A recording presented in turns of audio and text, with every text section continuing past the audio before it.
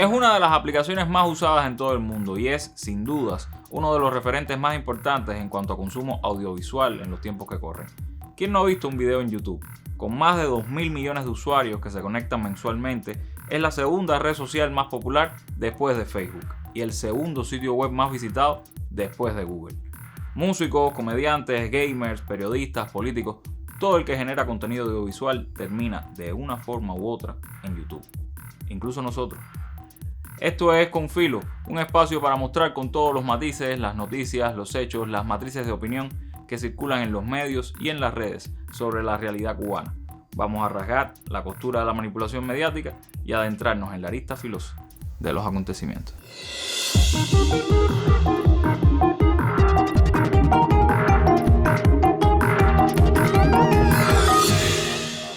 Nació un 14 de febrero de 2005 en Internet.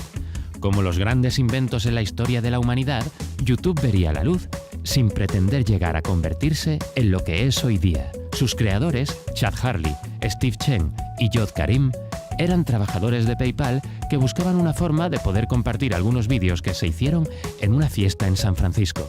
Y aunque Karim dijo que la fiesta nunca tuvo lugar y que la idea de compartir vídeos en Internet fue suya, Hurley y Chen aseguran que la idea de Karim era hacer una página de citas. El 23 de abril, Jod Karim subió el primer vídeo de YouTube, titulado Yo en el Zoo, un vídeo de 19 segundos de duración en el cual Karim hablaba sobre los elefantes. No fue especialmente creativo. Las marcas no tardaron en dirigir su mirada hacia YouTube. Time Warner y Sequoia Capital invirtieron de inmediato. Y poco después, Nike lanzó un primer vídeo promocional con un crack del fútbol mundial, Ronaldinho. Este vídeo no tardó en alcanzar el 1.000.000 de views. Nacía el primer vídeo viral de YouTube. En diciembre de 2005, la página tenía ya 50 millones de visitas diarias y después de subir el vídeo musical Lazy Sunday, transmitido originalmente en el show Saturday Night Live, las visitas se dispararon hasta los 250 millones de visualizaciones diarias. Como todas o casi todas las redes digitales, al menos las que se crearon en la primera década del siglo XXI, YouTube surgió como un espacio de libertad individual más allá de las restricciones corporativas y de los modelos tradicionales de comunicación. Cada usuario de YouTube podía ser consumidor, pero también creador de contenido. Cada persona que se conectaba tenía, en teoría, la misma capacidad de un canal de televisión. Por supuesto, esto generó mucha tensión de ese mundo corporativo y anquilosado, y las dinámicas del capitalismo no tardaron en llegar. Primero, la publicidad, los anuncios, que en Cuba no tenemos que sufrir, al menos en YouTube, y eso se lo tenemos que agradecer al bloqueo para variar. Pero eso es fuente de decenas de miles de millones de dólares en ingresos. Y luego, la compra de YouTube por una empresa mucho más grande, del mismo modo en que Facebook compró WhatsApp e Instagram. En el año 2006, Universal Music anunció que YouTube le debía varios millones de dólares por violación de derechos de autor. Muchos comenzaron a ver YouTube como una historia sin futuro. Venían muchos problemas legales con la plataforma y aunque el rumor de la venta a Google ya rondaba por ahí, nadie había confirmado nada. En octubre de ese mismo año, Chen y Hurley subieron un vídeo en donde ya se mencionaba la venta a Google. Google pagó la pequeña cantidad de 1.600 millones de dólares y con eso se afianzaría lo que es hoy en día una de las páginas más importantes del mundo.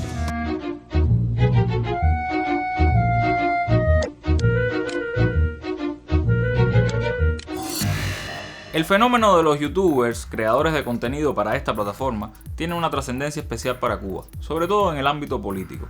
Antes fueron las transmisiones ilegales, radio y televisión Martí. Hoy se usa internet y en YouTube nos podemos encontrar con una sencilla búsqueda a una fauna tremebunda de seres humanos que discursan sobre Cuba, la mayoría desde Miami, con un repertorio bastante amplio de noticias falsas, ofensas, vulgaridad, amenazas, incitación a la violencia, linchamiento mediático. Por supuesto, estos youtubers del odio que tratan de manipular la historia y la realidad de Cuba ganan más dinero si sus videos tienen más visualizaciones. Y ese es el negocio y la verdadera razón detrás de sus posturas políticas. Han encontrado en YouTube y en la generación de contenido audiovisual contra Cuba un medio de vida, llegando incluso a tener cientos de miles de seguidores, por lo que su influencia no puede ser desdeñada, aunque cualquier youtuber que se dedique, digamos, a mostrar artesanía puede llegar a mucha más gente. Pero hagamos un alto en el camino y toquemos otros temas de la mano de Gabriela Fernández en La Mira. A pesar de nuestras oraciones, Santa María no perdonó pecados ni fue el único callo pisado esta semana. Escuchen esto, cortesía de Cuba no es Miami, y de paso, síganlos en YouTube. Recuerda que yo me he dado cuenta que esto aquí es más comunismo que Cuba. Me he dado cuenta, brother. ¿Tú sabes qué pasa? Que aquí, como un alcalde va a cantar el 4 de julio, que me acaba de decir a mí, o el alcalde de Evangelía me dijo a mí que yo no podía hablar de política en el 4 de julio, cantando Esteban Bobo, y después está cancelándome que no voy a cantar más nunca ahí.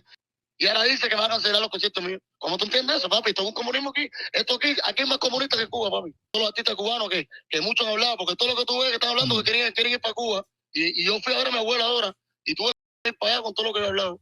Y ninguno ha hablado todo lo que al revés me han tirado a mí.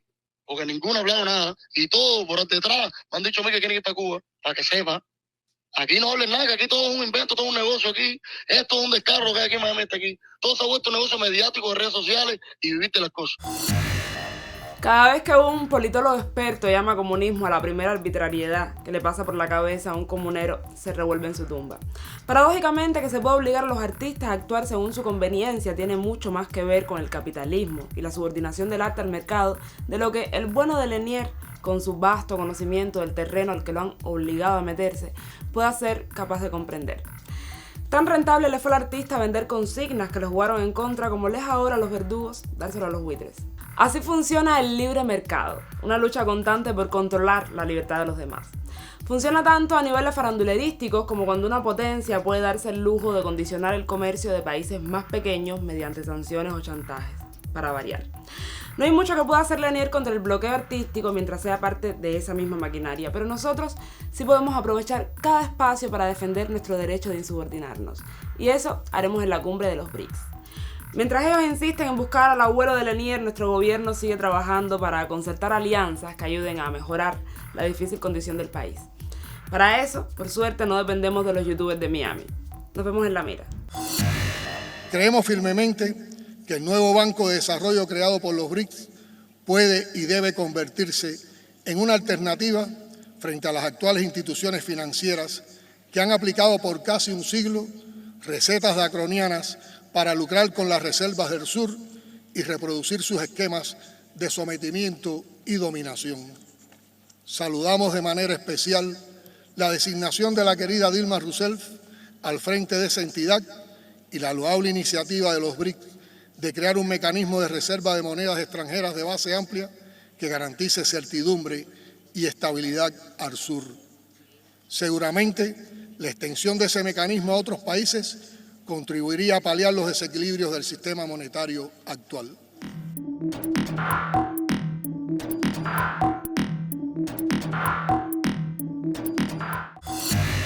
En YouTube existen hoy más de 50 millones de canales. La mayoría, francamente, se dedica a divulgar contenido banal, pero sigue habiendo personas y colectivos que tratan de usar estos espacios, cada vez más permeados por el dinero de los poderosos, para posicionar un discurso contrahegemónico, armando nichos de resistencia que muchas veces son bloqueados e invisibilizados.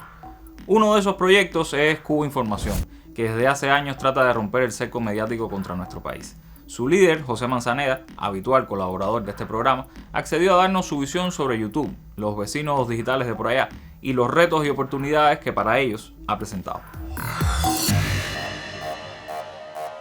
Muchas gracias a Confilo por esta invitación. Vamos a hablar de los vecinos digitales en YouTube.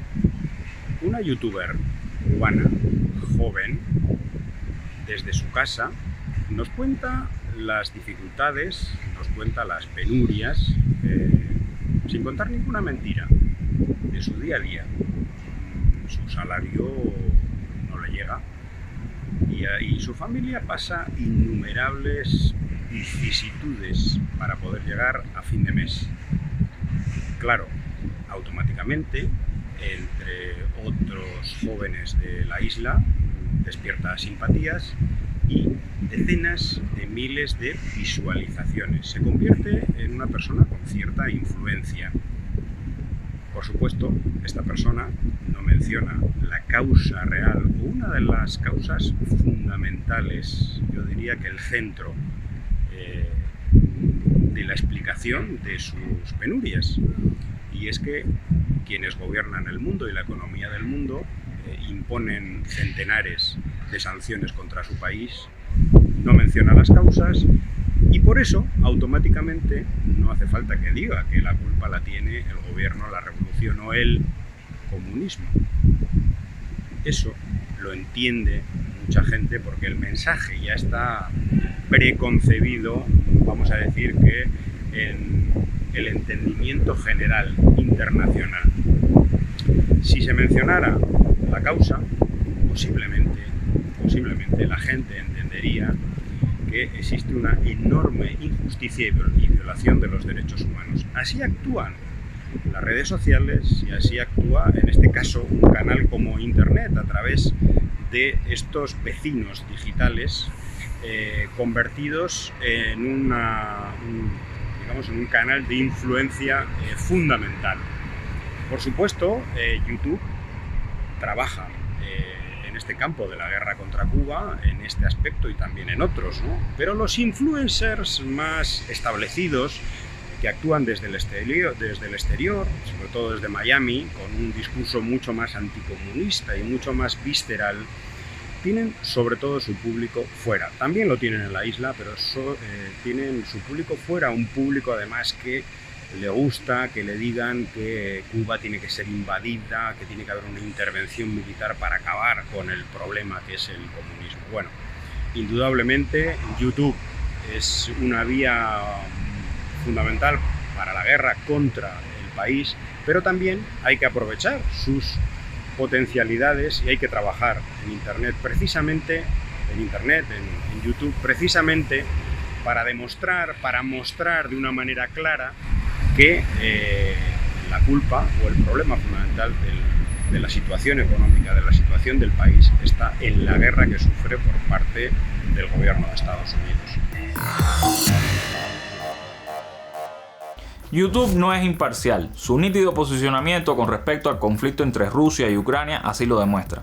Como Facebook, Twitter o WhatsApp se vende como espacio de libertad, pero en realidad es un producto de empresas transnacionales capitalistas, así que tampoco podemos esperar mucha simpatía suya. Seamos inteligentes y usemos YouTube en la medida de nuestras posibilidades, sin depender de esa plataforma, pero aprovechando sus ventajas y eludiendo los motivos fáciles para la censura, que todos conocemos. Síganos en nuestras redes sociales. Hoy es obligatorio suscribirse a nuestra cuenta en YouTube, que todavía tenemos, no nos la han bloqueado por el momento. Ahí pueden revisar cualquiera de nuestros programas en caso de que se hayan perdido alguno. Y recuerden que regresamos el martes justo antes de la novela. Hasta entonces, manténgase con filo.